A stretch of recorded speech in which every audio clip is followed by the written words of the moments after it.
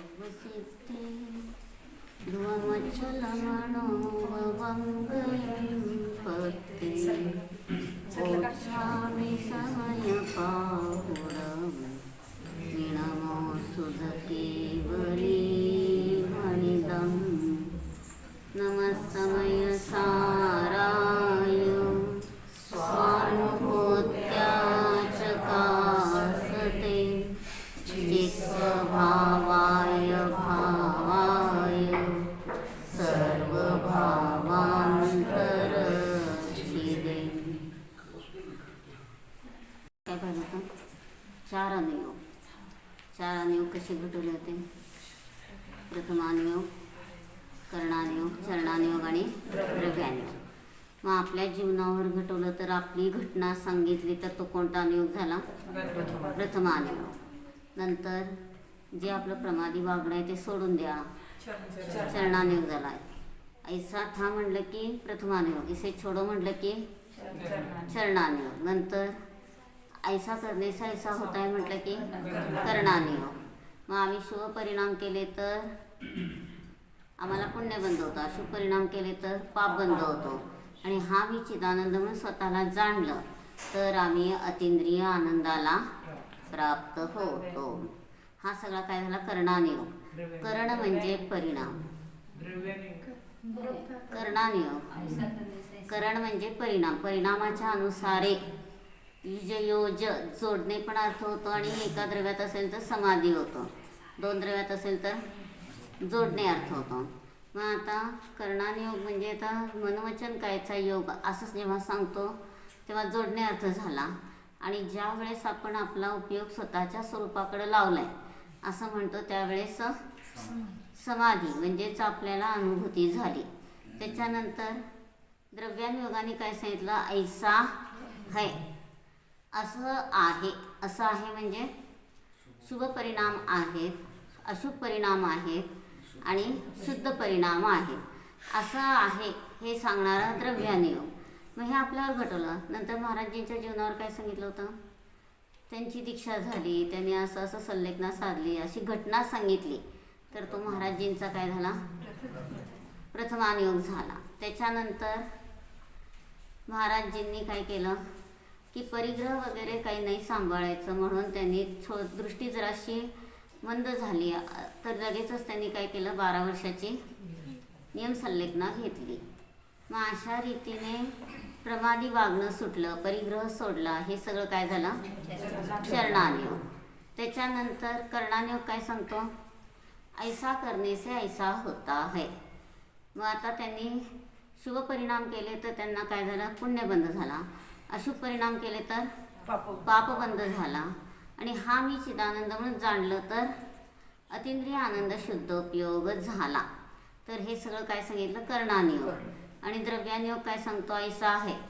ज्या वेळेस ते आहार घेत आहेत त्यावेळेस अशुभ विचार झाले म्हणजे त्यांचे त्याकडे उपयोग असेल तर.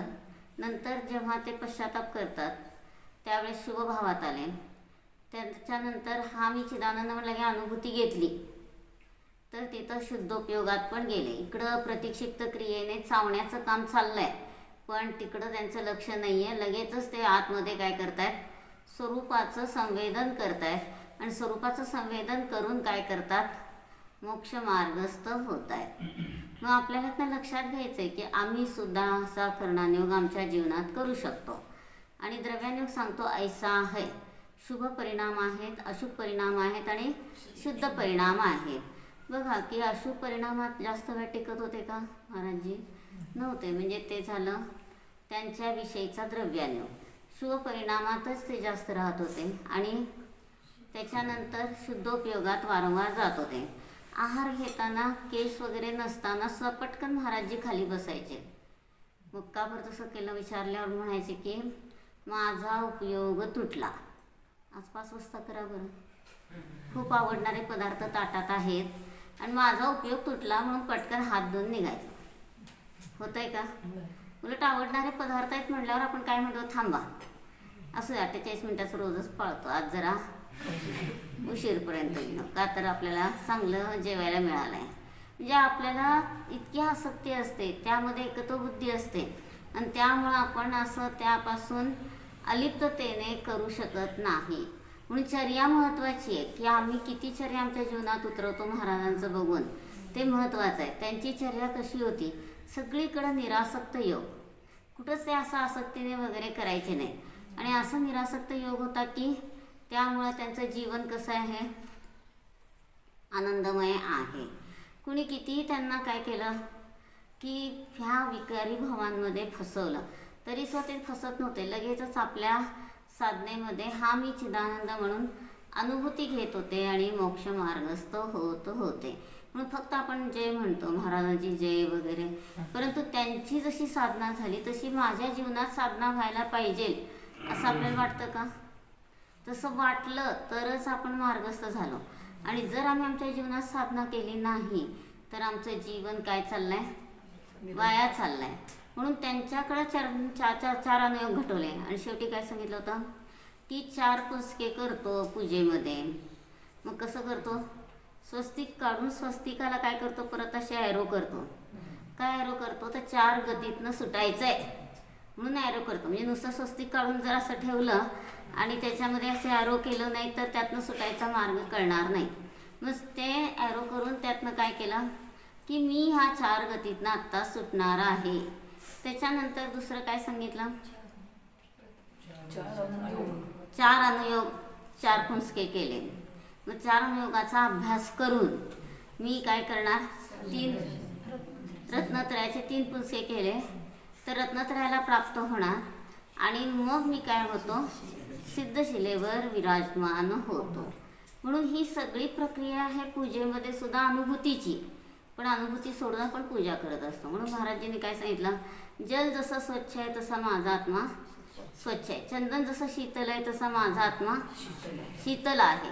असं प्रत्येक द्रव्यातनं आपण स्वतःकडे गेलो तर आपल्याला शांती आहे.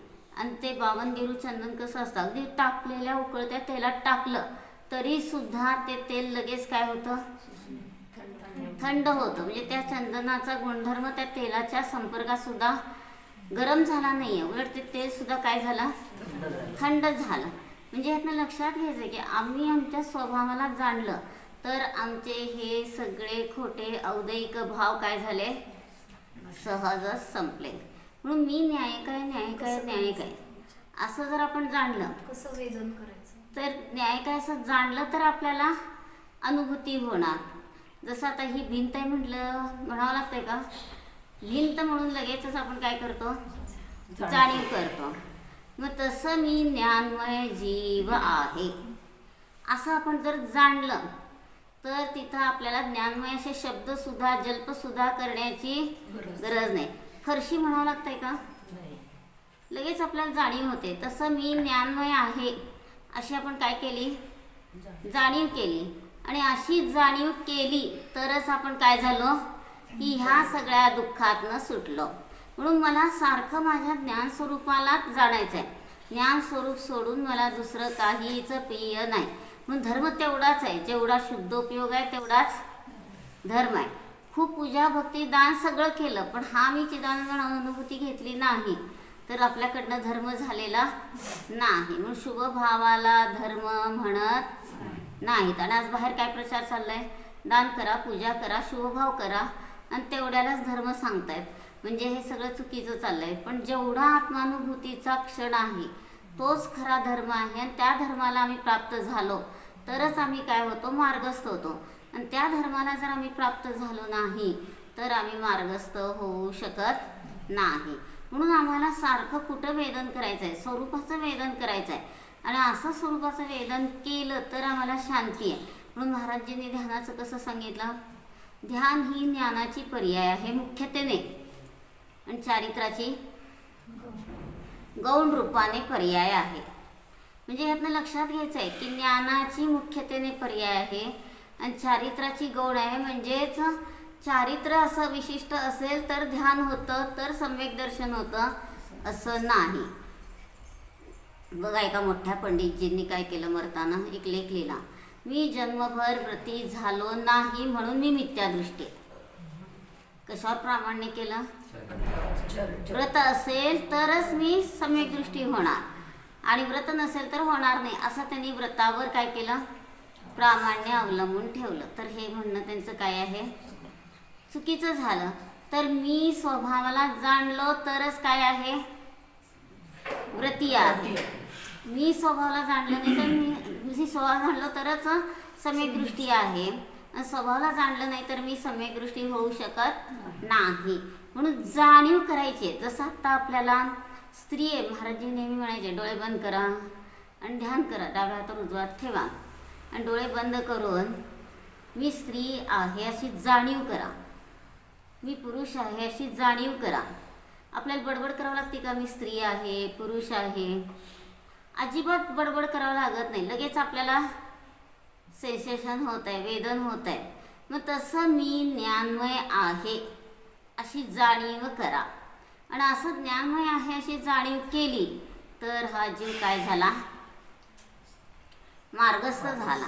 म्हणून मी प्रत्येक क्षणी न्यायक आहे न्यायक आहे असंच मी स्वतःच्या स्वरूपाचं काय करेन, वेदन करेन. आणि असं स्वरूपाचं वेदन केलं तरच मी मोक्ष मार्गस्थ होऊ शकतो. आणि स्वरूपाचं वेदन केलं नाही तर मी मोक्ष मार्गस्थ होऊ शकत नाही. म्हणून आपल्याला अनुभूती घेतली तर 4 अनुयोग कळाले. म्हणून प्रथमानुयोगामध्ये आता आपण सामान्य शास्त्राच्या दृष्टीने काय म्हणतो, 63 शलाका पुरुषांच्या कथा सांगितल्या.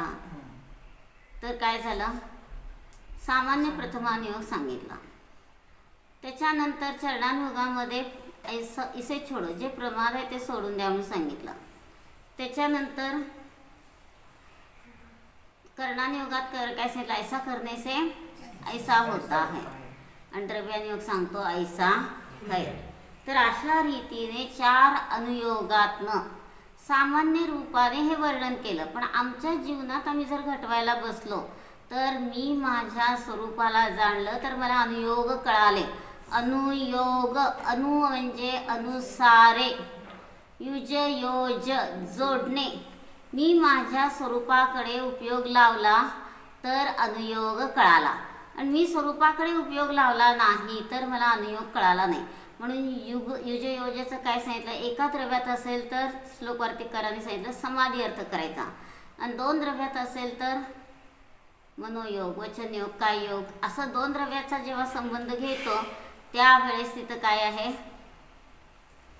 की तिथं जोडणे अर्थ झाला. म्हणून जिथं जशी विवक्षा आहे तसं तिथं समजून घ्यायचं आहे.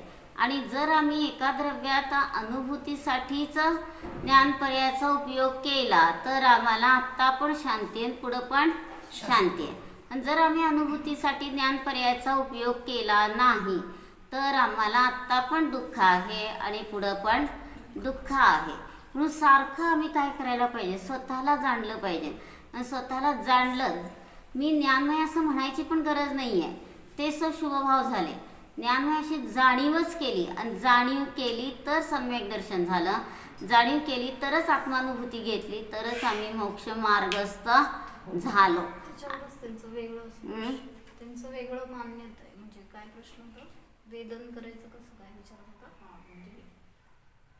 तुम्ही जे म्हणालात ना की आणि ज्ञानाधिकार प्रवचन सर्जाच्या 3 अधिकारमध्ये, तर जे वेदन आपण करतो की मला आनंद झाला तर हे सुख, तर हा सुख गुणाचा हे झाला ना. आणि मी त्याला जाणलं तर हा ज्ञान गुणाचं पर्याय झाली. पण तेच कसं आहे की ज्यावेळेस आपण स्वतःला जाणतो त्यात ते सगळ्या अनंत गुणांचा अभेद रूपानेच परिवर्तन चाललेलं आहे. त्यावेळेस आपण असं म्हणत बसत नाही की हे ज्ञानाचं आहे, हे सुखाचं आहे. तिथं जाणीवच करतोय आणि डायरेक्ट जाणीव करतो म्हणूनच सम्यक दर्शन होत आहे. आणि जर आपण प्रत्येकाचं असं फोडून फोडून करू लागलो तर तो कुठला नाही झाला, वेदोपचार झाला, व्यवहार नाही झाला. वेदन वेगळं आणि ज्ञानाचं वेदन वेगळं असं असतं का? नाही, सुखाचं वेदन आणि ज्ञानाचं वेदन असं वेगवेगळं नसतं. एका अनुभूतीमध्ये कसं आहे प्रश्न, तसं नव्हतं म्हणायचं की आता जसं मला माझ्या आत्म्याचा अनुभव करायचा आहे, म्हणजे मला होईल, तर त्यावेळेस मला जे होईल ते सुख, जे सुख होईल तर ती कशाची पर्याय राहील, सुखाची की ज्ञानाची? दोन्हीची पण सगळ्याच अनंत गुणांचे अनंत पर्याय तिथं असणार ना. असं समजायचं की मला सम्यक दर्शन झालेलं आहे तर त्याला महाराजांनी न्यायदीपिकेत काय सांगितलंय, प्रतिभात विषय अव्यभिचारित्व. प्रतिभासित होणारा जो विषय आहे आणि त्याच्याशी आमचं ज्ञान सुसंगत असेल तर तिथं सम्यक दर्शन झालं. म्हणजे मी आत्मस्वरूपाला विषय करून जाणलं तर विषय कारण परमात्मा, जाणणारी पर्याय कारण परमात्मालाच वेदन करते आणि दोन्हीचा सुमेळ झाला तर तिथं अतिंद्रिय आनंदाला प्राप्त झालो. तर अशा रीतीने जो विषय योग्य आहे, साधन योग्य आहे आणि त्यालाच काय झालं, सम्यक दर्शनाची प्राप्ती झाली. म्हणून एका अनुभूतीमध्ये सगळे अनंत गुण शुद्ध झाले तांशिक रूपाने चतुर्थ गुणस्थानापासून. आणि जसं जसं पुढं गुणस्थान वाढत जातात तसं तसं आणखीन काय झाली, दृढता वाढत गेली. पण त्यावेळेस आपल्याला असं फारकत करायची गरज नाही, हेच ज्ञानाचं आहे, हे सुखाचं आहे, असं आपल्याला वेगवेगळं करायची गरज नाही आहे. त्यावेळेस आपण फक्त स्वतःकडे लक्ष दिलं की काय झालं की एक अभेद रूपाने वेदन आहे. आणि फोडून सांगू लागलं तर भेदोपचार झाला. भेदोपचार म्हणजेच काय झालं, ज्ञानाचं वेगळं, दर्शनाचं वेगळं. पण ती विवक्षा अनुभूतीच्या वेळेस नसते.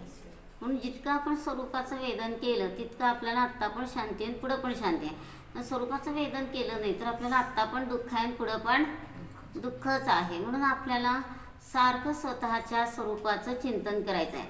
म्हणून महाराजजींनी एक गोष्ट सांगितली होती की पॅपिलॉन हा काय होता की तो गिटार वाजवतो नाही तो पॅपिलॉनच असेल की त्याला जळत होते, हे केलं होतं, पकडून एका पेटावर टाकलं होतं आणि त्या पेटावर टाकल्यावर त्यांना खायला इतकं हिन द्यायचं की त्यातनं ते सुटू शकणार नाहीत, असं त्यांचं शरीर सगळं निकामी व्हायचं.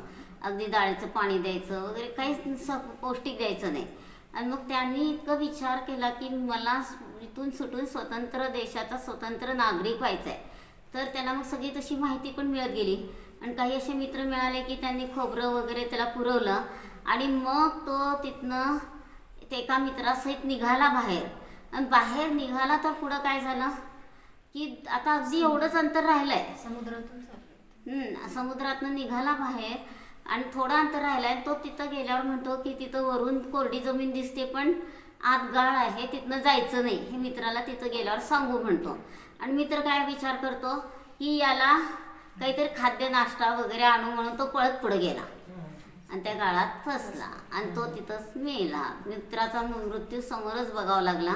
पण याचं चिंतन इतकं उत्कृष्ट होतं की मी स्वतंत्र देशाचा नागरिक होणार म्हणून त्याला सगळी माहिती व्यवस्थित मिळाली आणि तो व्यवस्थित त्यातनं सुटून काय झाला, व्हिएतनामचा 26 वर्ष स्वतंत्र नागरिक म्हणून जगला. मग हे कशासाठी सांगायचे की त्यांनी स्वतंत्रतेचं चिंतन केलं तर तो स्वतंत्र झाला. मग आम्ही स्वतंत्र आत्म्याला जाणलं तर आम्ही सुद्धा आनंदाला काय होतो, प्राप्त होतो. स्वतंत्र, स्वतःचं तंत्र, स्वतःचं ज्ञानदर्शन तंत्र. आणि त्या ज्ञानदर्शन तंत्राला आम्ही जाणू लागलो तर आम्ही ह्या सगळ्या दुःखातनं सुटू शकतो. आणि जर आम्ही स्वतःला जाणलं नाही तर ह्यातनं सुटू शकत नाही आहे. म्हणून प्रवचनसारच्या 196 गाथेमध्ये काय सांगितलं, ध्यान, ध्यान चिंता, ध्यान संतान, ध्यानान्वय सूचन. ध्यानाचे 4 प्रकार केले. ध्यान कॉमन आहे, एकाग्र चिंता निरोधो ध्यान. एक आत्म्याला मुख्य करून जे जाणतो तिथं नास्ती रूपाने सांगितलं, चिंतेचा काय झाला, निरोध झाला. आणि असं आपण आपल्या स्वरूपाला जाणलं तर ध्यान झालं. मग ध्यान संतान, ध्यान चिंतन, ध्यानान्वय सूचन हे 3 प्रकार केले. मग त्या प्रकारांमध्ये काय आहे की वारंवार स्वभावाचं वेदन करू लागलो तर आपल्याला हे सगळे ध्यानाचे प्रकार समजून उपयोग आहे. आणि स्वभावाला जाणलं नाही तर उपयोग नाही. त्याच्याविषयी विशेष नंतर बघू.